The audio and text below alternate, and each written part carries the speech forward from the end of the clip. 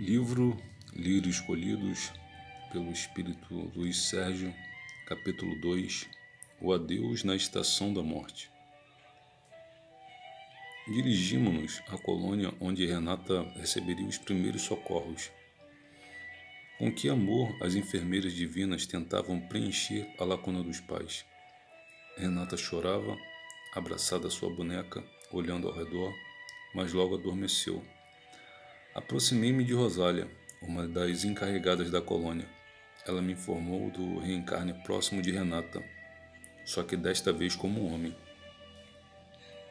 Como homem? Por quê? Renata precisava ser esperada com amor e criada com carinho. Seus pais sonhavam com uma menina, e se chegasse homem, eles poderiam, sem sentir, rejeitá-la. O espírito da irmãzinha precisa de muito afeto. Esses anos que passou na Terra foram benéficos, não só para sua cura física, como espiritual. O amor faz milagres. E agora, ela voltará como homem? Sim, um garoto lindo e portador de muito magnetismo. Breve estará fortificado para levar uma vida normal, regada com as águas do Evangelho. Ainda olhei Renata e alisei sua cabecinha, esperando estar ao seu lado no momento em que ela tiver de voltar. Despedi-me de Rosália e a nossa irmã das rosas, sorrindo, cantou essa canção de Diná para adormecer Renata. Dorme, criança, dorme, neném, que o bicho aqui não vem. Patrícia consultou outra ficha de pedido de socorro e me falou: da colônia das acácias está partindo um pedido de socorro. De uma colônia? Sim. Nada mais indaguei. Era um trabalho que eu estava realizando nas férias e já me sentia a gostar dele. Chegamos à colônia muito florida e com plantas crescendo em profusão nos bem cuidados canteiros. As flores eram tão belas quanto as da terra, de cores lindíssimas, e espargiam sua força energética, beneficiando a tudo e a todos. Parei para apreciá-las, porém os meus amigos já iam longe quando os alcancei. Somente reparei os prédios que me pareciam de mármore. À frente de um deles, Sandra nos recebeu. Alonso espera por vocês. Quem seria Alonso? Pensei. Mas logo nos detivemos ante um senhor simpático que nos colocou à vontade. Urgia que nos dirigíssemos à enfermaria, pois alguém solicitava auxílio. Conversamos um pouco com Alonso, depois nos encaminhamos para lá, onde uma senhora ainda jovem fingia dormir. Aproximando-me, indaguei: como está passando, Sheila? Ela abriu os olhos. Muito mal. Não quero ficar aqui. Tenho marido e filhos na terra e vou ficar ao lado deles para ajudá-los. Deleuze falou: está bem. Vista-se e vamos. Iremos levá-la até sua casa. Verdade? Nem posso acreditar, disse muito alegre. Baixinho falei ao amigo: você enlouqueceu? Ela vai aborrecer os seus familiares.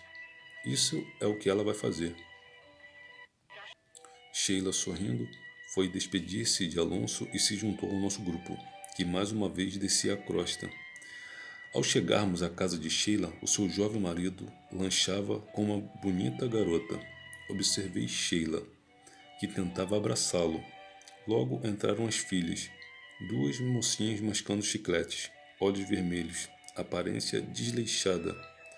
A mãe, em desespero, procurava abraçar os familiares e estes, sentindo sua presença, iniciaram uma conversa sobre ela. Uma das filhas falou: hoje só penso na mamãe. Ela tem de me ajudar a passar no vestibular. A vela acesa é para ela. Sim, prometi à mamãe 10 pacotes de vela. Deixa a velha em paz, retrucou a outra. Sheila não gostou do linguajar da filha. Olhou para mim e exclamou, desconcertada: velha eu? Abracei-a dizendo: Sheila, vamos voltar para a colônia. O encarnado tem a vida dele e nós a nossa. Sérgio, eu preciso fazer minha filha passar no vestibular. Você tem curso superior? Não. Só estudei até a quarta série do primeiro grau. E quero ajudar sua filha a fazer prova? Como espírito desencarnado, eu não posso saber tudo? Não. Você, minha amiga, em vez de ajudar, vai atrapalhar. Mas eu preciso. Não podia continuar o diálogo, pois ali éramos apenas espectadores. O marido de Sheila, segurando a mão da namorada, falou: Foi a falecida quem escolheu você para mim, por isso nos damos tão bem. Sheila retirou-se da sala chorando. Ainda fiquei com Dileuze, indo até o quarto onde as velas queimavam diante de uma bela fotografia de Sheila. Quando saímos, a nossa irmã decidiu para visitar alguns amigos e quando um deles se aproximou, ouviu comentários maldosos sobre suas filhas. Desiludida, pediu-nos que a levássemos de volta, o que Edward fez com prazer. Iríamos nós ainda até um local onde vários irmãos haviam desencarnado por acidente. Lá chegando, presenciamos quadro doloroso. Fiquei sabendo então que Dileuze era médico, pois ele de imediato integrou-se à equipe de socorro. Nós fazíamos a nossa parte, carregar feridos, ajudar os encarnados a encontrar e tirar das ferragens os doentes ou os já mortos. Enquanto prestávamos auxílio, defrontamo-nos com a dureza do homem, saqueando feridos e cadáveres. Uma cena muito triste. Aproximei-me de uma criança chamada Sueli, abracei-me a ela e com carinho conduzi-a até o posto médico da espiritualidade. Apesar de já pertencer à nossa esfera, ainda sentia as dores do mundo físico. Busquei consolá-la, mas a sua casa mental plasmara a hora terrível do acidente. E ali, diante da dor, senti a grandeza de todos os que trabalham pela alegria de se fazer útil aos outros. Enquanto alguns encarnados saqueavam sem respeito um irmão, nós lutávamos para consolar os que sofriam. Ficamos muitas horas no local e com curiosidade cheguei até um irmão que estava tendo os corpos desligados, mas que mesmo assim padecia das dores do corpo físico. O seu duplo mantinha-se ainda muito ligado ao físico, como que lutando para não se desfazer. Um dos encarregados espirituais apenas impôs a mão e os chakras coronário e cardíaco deixaram de rodar. Intrigado, indaguei: como isso pode acontecer?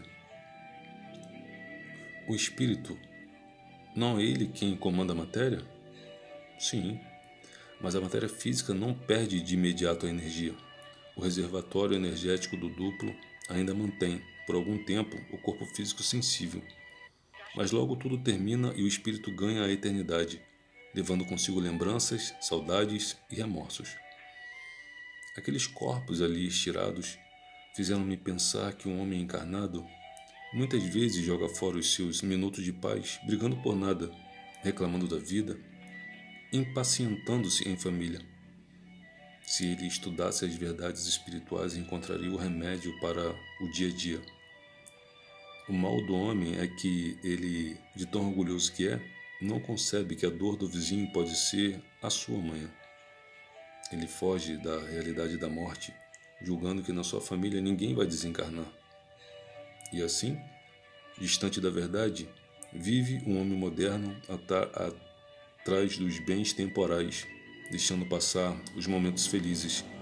Instantes depois, corri para socorrer um jovem de 15 anos que sofria entre as ferragens. Olhei o seu cordão prateado e ele ia devagarinho se desamarrando e o corpo físico morrendo pouco a pouco. O corpo parecia uma casa apagando as suas luzes. Ao se completar o desligamento, o espírito do jovem não sabia o que fazer. Fitava atônito seu corpo mutilado e aí começou a gritar estridentemente. Edward aproximou-se, aplicou-lhe passes, mas o jovem sentiu pavor ao nos ver. Por que ele nos teme tanto? Perguntei a Dileuze. É perturbação somente. Não sei. Não sei não. Acho que tem outra coisa. O médico parou um pouco o atendimento e aqueceu, dizendo: Tem razão. Não esqueça que estamos vestidos de maneira diferente, dada a nossa condição de socorristas da espiritualidade, e o garoto nos julga de outro planeta. Dei uma gostosa gargalhada. Nós estávamos vestidos de calça e blusão cinza chumbo, à semelhança das roupas chinesas.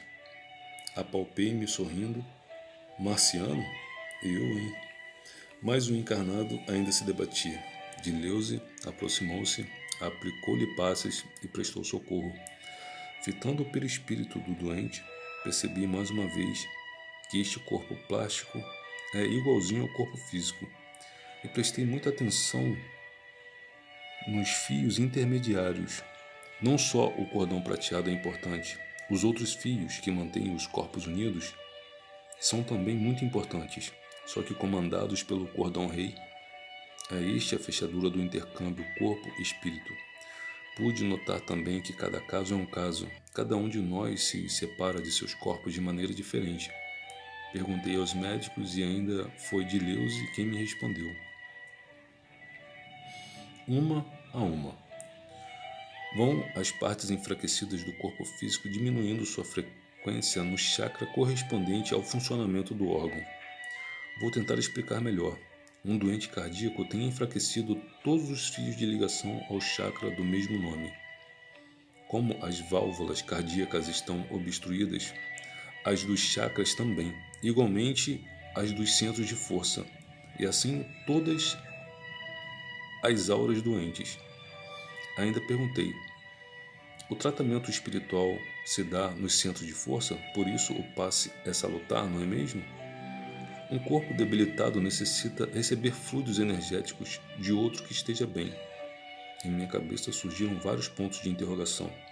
E se o passista não estiver bem? Hoje poucas pessoas se encontram equilibradas. O dirigente de uma casa espírita precisa estar atento aos grupos de passe. É necessário que não só se autoeduquem, como saibam isolar sua vida cotidiana da ação que irão exercer ao entrarem em uma sala de passe. Se o passista atravessa momentos difíceis, os seus corpos se encontram em desajuste e nesse estado torna-se difícil os seus canais doadores ficarem aptos ao trabalho de doar energia. Mas, mesmo que o doador não esteja bem, se propuser a realizar um trabalho e conscientizar-se de sua tarefa, poderá oferecer energias salutares, porque o seu amigo espiritual irá fortalecer a sua aura espiritual e ela ajustará os seus corpos. Olhando os corpos físicos corroídos pelo acidente, busquei a luz divina, que é o espírito, e percebi que o homem estuda, trabalha e luta, mas se distancia do estudo sobre a morte. Quando ela chega sem preparo, ele se apega à matéria inerte, o corpo físico, lutando para não o deixar, mas o espírito é divino. E, mesmo sem compreensão, é socorrido por mãos amigas. Deleuze nos reuniu, havíamos terminado a nossa tarefa e iríamos agora à capela onde estava sendo velada o corpo de um dos acidentados. É preciso? Perguntei.